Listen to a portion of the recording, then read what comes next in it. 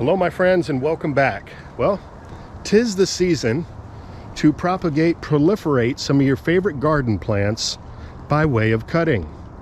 In the winter season, as the plants go dormant, there are many different species and types of plants that you can take cuttings of and propagate exact replicas and clones of that plant.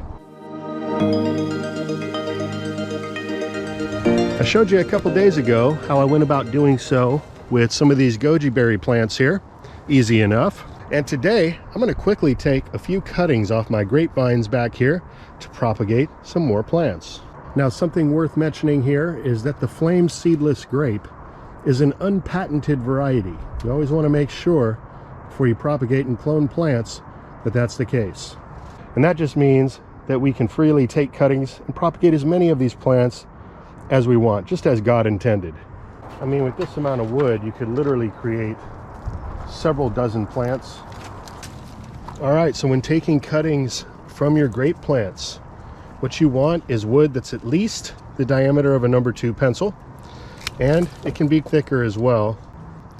Now, all you really need is 6 to 8 inches of wood, but you're gonna have a lot of this wood. You might as well make it more like a foot long. And while you're doing this pruning, make sure that you know the top from the bottom. Very important. If you invert this into your soil or your growing medium, you're not going to have success.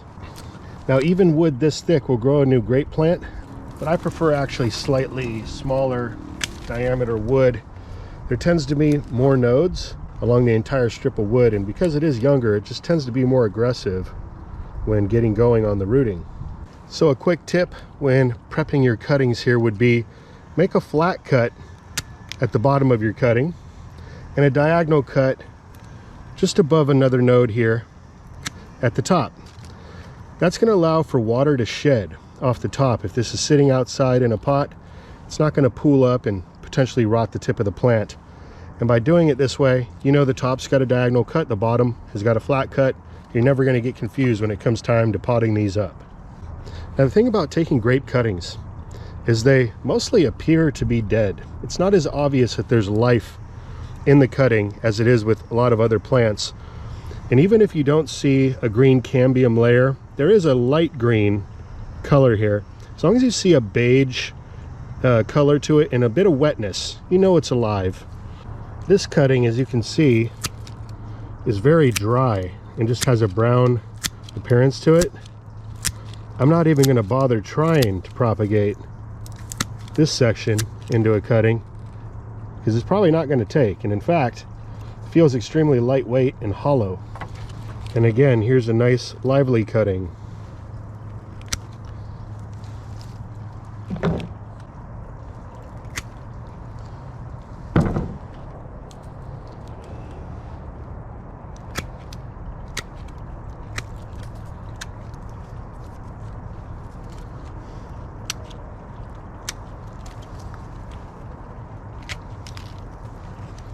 Like this little side shoot here, it's actually a very healthy little cutting. It's a small guy, but I'm going to save that one.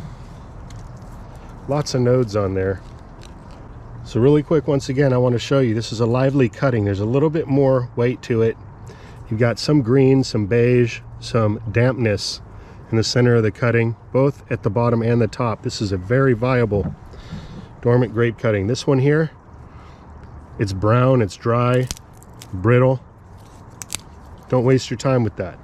And I always like to start my first cut just below a node. That's where more growth activity occurs and you get a more aggressive root development that way.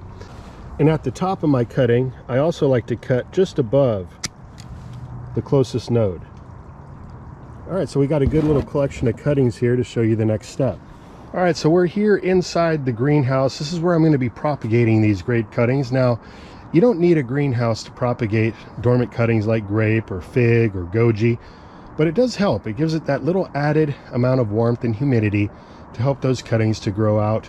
Now, I'm going to be using 2 different mediums to grow out these cuttings. My favorite being some construction or play sand. The main thing you want to look out for with the sand is that it's been pre-washed, so there's no salts in there. I absolutely love rooting dormant hardwood cuttings this way, but even my tree kale and tree collards that I propagate from cutting in their green growth stage do extremely well in the sand. Now you can also use potting mix, not an issue. Just want to make sure that the bag's been nice and sealed and protected before you put any plants in there that you want to root. Otherwise you could have a nematode or a fungus gnat infestation. A lot less likely to happen with the sand, because although the sand stays moist for long periods of time, the top layer will dry out first and create a nice barrier, not a good habitat for insects like fungus gnats to lay their eggs. So just another benefit to using the sand. Now we do have a shallow container here, and you want to stick this cutting down 2 to 3 inches. So in this case, because the container is shallow, I can just slide it in at a slight angle, and that's just fine. It doesn't have to be straight up and down. But if you got a larger pot, you can just stick it right in. That way you can fit several in here. Again, 2, 3, even 4 inches down is fine. Now one of the awesome things about grapes is you really don't need any rooting hormone to have success. But with that being said, a quality rooting hormone will definitely increase your success rate and even create a more vigorous growth once it does begin to root and push out new foliage. So I want to share with you this particular product here, Clonex Rooting Gel. This is something that I've used in the past sparingly. It's a little bit expensive, but it does a great job. I actually prefer more natural techniques like taking cuttings off of my willow tree and steeping that, making a willow tea essentially, which is also a rooting hormone. You can use aloe vera gel. You can use even honey. There's a lot of different natural ways to go about creating a rooting hormone, but a little goes a long way. And my technique is to pour just a little bit here in a shot glass. Now I highly recommend, if using rooting hormone, that you pre-moisten your medium that you're going to be growing in. And the reason for that is because if you dip your cutting in the rooting hormone, then you put it into your medium and then you water, you're going to be washing a bunch of that hormone away. So pre-moisten your medium and then create some divots, some holes, so that again, as you're sticking the cutting in, you're not just rubbing off all the rooting hormone. And we'll just take our cutting, dip it in there, and stick it in. Cover it up. This is jelly goopy stuff, so it sticks onto the cutting very well. And as you can see, I'm just kind of sticking these in at an angle, pointed in different directions.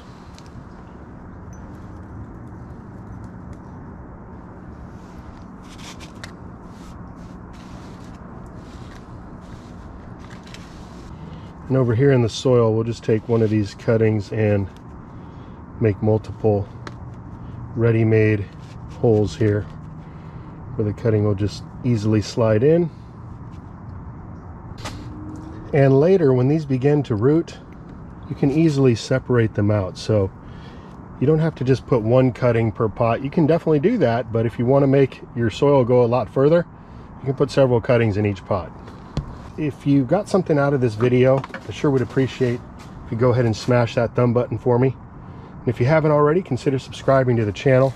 You'll definitely be seeing the updates on this growing project, along with all the other things I got growing on around here. New videos every week, sometimes every day. And if you tap that notification bell, you'll be sure to never miss a future episode. If nothing else, I hope that I could just help to be an inspiration to keep you on track, keep you growing more of your own food, medicine at home. Well, that's going to just about do it for today's video. Sure do appreciate you all spending your time with me.